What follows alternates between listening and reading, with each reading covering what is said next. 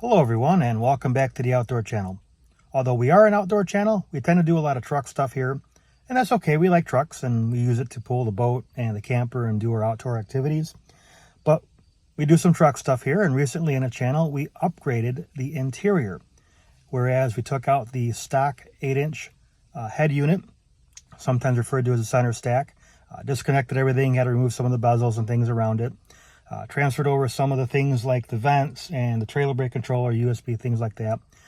Wired in a new 15.6-inch screen, and of course put it all back together. We have a link over in the description. You guys can check out the channel, check out the video. We go step by step how to do that install. And when everything is said and done, this is what you end up with. It's a massive screen compared to what was here before. Like I said, 15.6 inches. You got a ton of apps that you can use, and it's really just an Android tablet, right? You can download pretty much anything. Things that are useful like navigation. You can go to, oddly enough, you can go to YouTube and watch some Tommy's Great Outdoors. Again, there's the video. You can watch the install on this if you want. We've got retention of the stock head unit apps, whatever that might have come with your truck. Of course, you got all the HVAC stuff that's there. Now, despite the name of the video, I really do like the unit. It's a good unit. I recommend it. Having a lot of fun with it and learning with it, but it's not perfect. It's not at all perfect. If you're watching other YouTube videos, I'm sure you have a lot of other people saying some very similar things. So, like I said when I did the install video, I'm a smaller YouTube channel. That means I've got to pay for a lot of my stuff. But what that means in this particular case is I get to give you an honest and unbiased review of it. No one gave this to me where maybe I feel like I should maybe say something a certain way. I can just give it to you straight. So in this video, we're going to cover the top 5 things that I do not like about this video. Maybe hate's a little too strong of a word. It's really more of an annoyance. But I'm going to tell you what I did to fix each one of those, at least in a way that works for me. Maybe it'll work for you, maybe it won't, but we'll cover that here in this video. So stay tuned.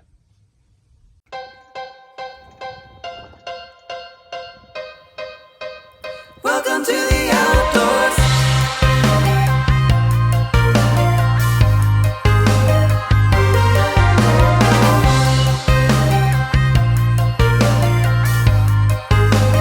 Welcome to the outdoors. Okay, as we get started here, don't forget to hit the like and subscribe button. Like I said, I'm a smaller channel, so every view counts. It helps out the channel quite a bit. And we're going to go ahead and start with number 1. And that is this screen, as it comes, has a lot of glare. I'm going to move the camera around a little bit. Some of these angles will probably pick it up really, really well. And although there is a brightness setting, this is currently at its highest level of brightness here, so you can change your brightness, make this a little bit brighter, a little dimmer, but in the daytime, especially when the sun hits it, it can sometimes be a little bit hard to see, and that of course is a problem, especially when you're doing things like a backup camera. So just as a reference, here's the stock unit, and I'm going to hit the camera button, and again, some angles not bad, but you get a little sun. Again, I'm going to turn the camera here a little bit. That's a problem. Here's another view with the screen off, and as you can see, I'm here filming it. Hello. It's like a mirror. So the fix that I have for that is the company that makes the screen. That company is AU Car. It's an importer in China. I'm really not sure if it's AU Car or it's A Car or U Car. I'm going to call it AU Car for now until someone tells me otherwise. They make a screen protector that's anti-glare. A screen protector, like something you would use like, on your phone or a tablet that maybe you have already. It's supposed to go right over this. It should take out a lot of the glare and hopefully correct the issue. I'll leave a link to that product below in the description if you have the screen already. I didn't know about it until someone pointed it out to me. And so once that comes in, it's been shipped. We'll be able to do an install video and show you the before and after. All right, diving right into number 2, this unit does come with Apple CarPlay and Android Auto. I am going to speak in terms of Apple CarPlay because I have an Apple device. And so for me, it's this button right up here. The problem is it takes a while to find the phone when you hit the button. And I know even the stock head unit would sometimes take a second or two, or sometimes maybe even a touch longer if you haven't used it in a little while. But this, sometimes it's very quick, and sometimes I've had this take up to a couple of minutes to connect to the Apple CarPlay. As you can see here, I've hit the button. We've gone, I don't know, 30, 40 seconds, and it still hasn't turned on yet. But once it comes up, you have your, in my case, Apple CarPlay. Now, this did take a little over a minute to load. Sometimes, like I said, it's been very, very quick. Sometimes it takes longer. But once it loads, it's, you know, what you would expect. I mean, you have your phone. You have, you know, whatever your maps are. You know, everything you would, you would expect. It does work. So here's a reasonable fix to try to overcome that. We're going to go ahead and just swipe down. This is where you have your internet and hotspot, things like that. We're going to go ahead and turn this off, and that's going to also turn off CarPlay. Go back up here, and we're going to go into CarPlay even though that's off. You're going to get this button down here, and what you will see is this section that's in red here, background connection. If you flip that on, what the system is going to try to do is reconnect your phone, I grab that here, to the device in the background. Whether you're using it or not, it'll try to connect it. It'll improve, as you can see, the connection. It came on much quicker this time. So if you want to use your CarPlay, or again, Android Auto, if you change that one setting, this will try to connect in the background, and it'll operate a lot quicker. The downside of that is if you don't want to use this, it's going to continually try to connect to it, even though maybe you don't want to. Moving on to number 3, and it's actually a bit related to number 2 as we're still talking about CarPlay and Android Auto. And I'm going to go ahead and swipe this down again. Now we're either using what this calls a hotspot. Now this, it's not using your phone as a hotspot. It's basically what they're calling you using the Android Auto or CarPlay, if I were to simplify it. But the point being is either we have your hotspot or we have internet. And if I zoom in here, you can see network unavailable. Why is the network unavailable? Because we're using Android Auto or CarPlay. You only can use one or the other. So if I go here and I hit my, again, in my case, it's CarPlay. Everything's here. It works as expected. If I want to use something or one of these apps that would use the internet, we'll go back to YouTube here. Not connected. You can see it's unavailable. If I were to try maybe spinning wheel, try maybe, I don't know, Instagram, again, using the internet. Hey, log in, there's nothing there. There's no connection. So that is a little bit of an annoyance. You're either using CarPlay, Android Auto, or you're using everything else. Now the fix for this took a little bit of thought, and that's because we're all used to our, whatever our factory apps are. We all are pretty much at this point used to, Android Auto, Apple CarPlay, and to have the thought of, do I really need to use those things, took a little bit to, think about a little bit. And so here's what I mean by that. If I go into my CarPlay and I look at my apps, what matters to me? Now I know this is a little bit of a personal question, but for me, I care about the phone, I care about texting, having some sort of navigation, whether it's Google or the Apple Maps. And in my case, I care about Apple Music. That could be Apple Music for you, it could be Spotify for you, whatever that is. These are the few things that I care about. So instead of using CarPlay, what I can do is I can just have those apps right here on my home screen. So you can get Apple Music, we can get navigation, the Bluetooth phone here, I'll show you that in a little bit. You can get all those things right here, put them on your home screen, and therefore you really don't need CarPlay. So if I go back here and I turn my hotspot off, I go here, I need to mention, and I covered this in the install video, we're going to turn the Wi-Fi on. It's going to search for networks. Now I am using the GM built-in 4GE. You can see the Chevrolet Trail Boss there. You can see the Chicago Bears network. That's my home network. I'm here in the driveway, but I'm connected to the GM 4G LTE here in the truck.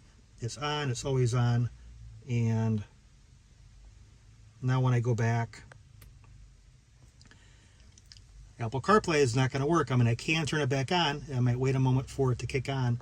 But any of the other apps that I want to use that use the internet, you can see they work. Go into Maps, that works. Sirius XM, that of course works. Basically, instead of using CarPlay, I'm using this as my CarPlay. Plus, I have a lot more than what Apple will allow you to have in their CarPlay, and this actually works pretty well, I find. We can go into Apple Music and listen to anything that you may have in your library. We can certainly go into the phone. I'm not going to press that because I don't want to share all my contacts with you guys, but you get the idea. The only thing I will say about the phone is that it is Bluetooth, and there is a little bit of a Bluetooth latency, just like anything else does Bluetooth. So keep that in mind as you make your phone calls. Moving on to number 4, and you can hear the truck's actually out of the background so I can show you this, but the unit basically assumes that you have all of the factory options. Now, for the most part, it doesn't really matter, but there's a couple of little things that are a minor annoyance, and I'll show you again how to fix at least one of them. And that is, first, we're going to go ahead and look at the ventilation here. Now, this truck from the factory does not come with cooled seats. So I hit that button. Well, one, I have a button that I probably shouldn't have, and of course it doesn't do anything. I do have heated seats from the factory, so I can work those as expected. No big deal, but I've got this button here that on both sides that doesn't do anything. Not a big deal. I kind of wish that the option package with this was a little more dynamic. Not much that we can really do about that one, but wanted to show that to you. The next one, I'm going to go ahead and put this in reverse. And this will make sense here in a moment, but you see two sets of guidelines here on your reverse camera. The original factory ones and ones that come here with the unit. I kind of like the ones that come with the unit because they're nice and bright. You can turn, they're dynamic. You can make some levels of adjustments to these as far as what the angles are and how much they turn and things like that. Does not work with, in my case, the trailer. I just get the single line, and these don't change with that. The problem is, again, this was designed for something that had more options. So if you had a truck with a 360 camera, and this is an LT Trail Boss, so it wasn't available on this particular truck, you have something, I think it's over here, that shows a top-down view of your truck and, of course, your 360 camera view. And therefore, this anchor point should be over here somewhere, in which case you could line up the two sets of lines, and if you wanted to use these newer lines that came with the unit, you could. In my case, I don't have this, of course, so I just have a full backup on the top part of the screen, and I cannot find a way to change this anchor point. So I can move this over a little bit, and I did that. I can, again, make some adjustments as to how much it swings, but it will never, in my case, line up with the factory lines, in which case it's kind of an annoyance. It's really, I can't use them. It's going to give me a bad read, and you know, really it's kind of a problem. The fix for that, unfortunately, is to just turn them off. I'll show you how to do that. Go to wherever your settings are, And you're going to be on the system one that's all the way over here. We're going to go to setting guide, and if you go down here you will see dynamic guidelines, and currently they're on, and we're going to go ahead and flip that off. And now I'm going to go ahead and put this in reverse again. We now only have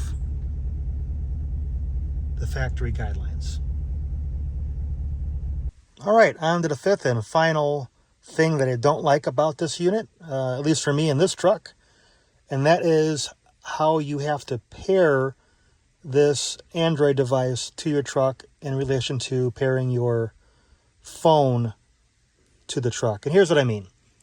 So if I go to my factory console and I go to phone, this should look really familiar to everyone here. Go to phones. I currently only have this whole thing Bluetooth as a phone right here. I call it the big screen. You can call it whatever you want. But this is the only phone, essentially, even though it's a tablet, connected to the truck. And you can put in your phone here as a second device. You can tell the truck, hey, I want this device to load first and this other device to be the secondary. You can go through and explore what that is for you.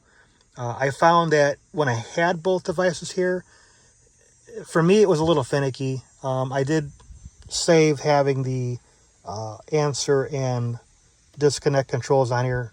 For me, honestly, I rarely use these. I just hit the button on the screen and I was good.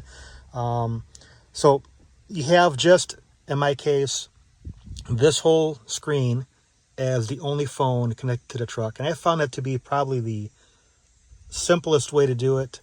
And then, of course, my phone is now Bluetooth to the tablet. So phone to tablet, tablet to the truck. Again, there's a little bit of Bluetooth latency, nothing that's crazy, nothing that really isn't like any other Bluetooth device. I wish that this was a little bit more integrated with the truck where I didn't have to bounce back and forth. Another example, right? I gave you the phone one, but if I go to, let's see, back,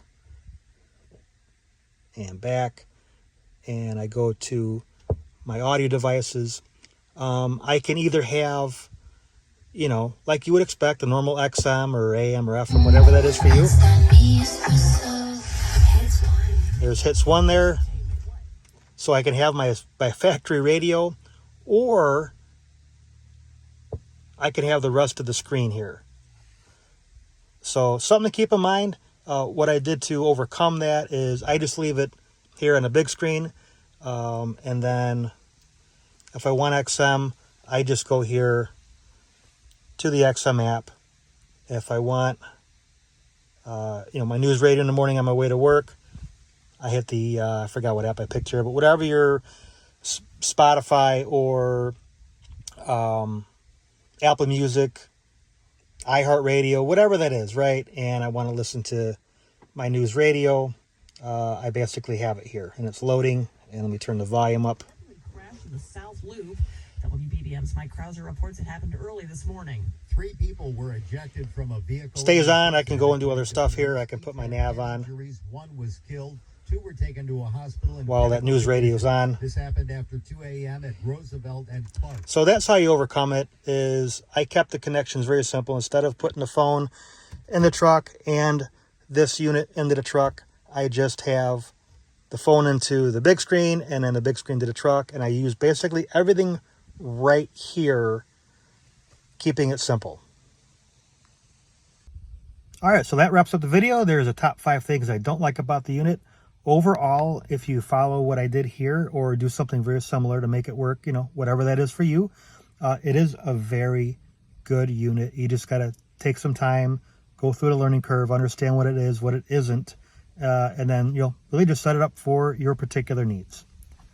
So if you like this content, hit the like and subscribe button. Helps, again, the channel out a lot. I really do appreciate it. And we'll see you next time.